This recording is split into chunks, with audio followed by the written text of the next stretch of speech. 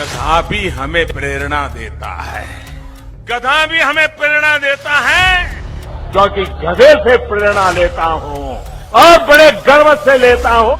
एक गधे को दिव्य ज्ञानी बताकर देश को बर्बादी की कगार पर लाने के लिए आप हम सब जिम्मेदार हैं। हम तो मीराबाई के देश से भी हैं, विष का प्याला भी पी लेते हैं। मोदी ने अच्छे दिन के नाम पर गौमूत्र पिला दिया तो कौन सी बड़ी बात हो गई। गुजरात मॉडल था ही नहीं, वो बस एक झांसा था जिसके लपेटे में हम आप आ गए।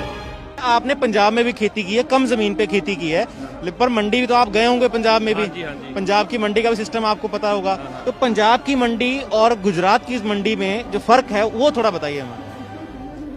अब गुजरात में तो जहां हम कच्छ भुज का बहुत बड़ा डिस्ट्रिक्ट है, एरिया वाइज हरियाणा जितना बड़ा है, वहां पर तो कोई मंडी नहीं है। ये हमें भी जमीन लेने के वक्त पता नहीं था कि मतलब ऐसा सिस्टम ही नहीं है, हमने जल्दी चाप में ले ली जमीन, तो बाद में पता लगा कोई है ही नहीं मंडी, तो हमें वो सैंपल लेकर छोटे छोटे दुकानदारों के पास जाना पड़ता, उनकी मर्जी है वो किस रेट पे वो हमारा ले, बहुत न्यूनतम मूल्य पर वो लेते हैं। पंजाब में क्या है कि आपने अपनी ट्रॉली भरी और मंडी में गए, वहां सरकारी एजेंसियां खरीद करती हैं। यहाँ पर पंजाब में क्योंकि उस एसेंशियल गुड्स एक्ट 1955 था, उसके कारण इनको खरीदनी पड़ती है और इन्होंने वो एक्ट भी अबॉलिश कर दिया, तो इसका कारण अब पंजाब हरियाणा में भी बहुत बड़ी दिक्कत आने वाली है। भारत में विविधता है, हजारों संस्कृति से भारत बना है। जब सब कुछ अलग, तो गुजरात मॉडल हमारे देश की इकोनॉमी का मॉडल कैसे हो सकता है।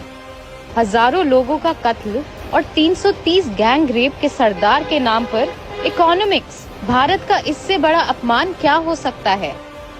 दरअसल गुजरात मॉडल के नाम पर हमें गुजरात के दंगे और गुजरात में फैला संघी भाजपाई सांप्रदायिक जहर दे दिया गया है। हमें असलियत में बेवकूफ बनाने के फॉर्मूले में फंसा लिया गया। अब भी समय है, हम नहीं समझे तो हमारी आने वाली पीढ़ियां हमसे सवाल करेगी कि जब देश बर्बाद हो रहा था आप कहां थे। जागो भारत जागो।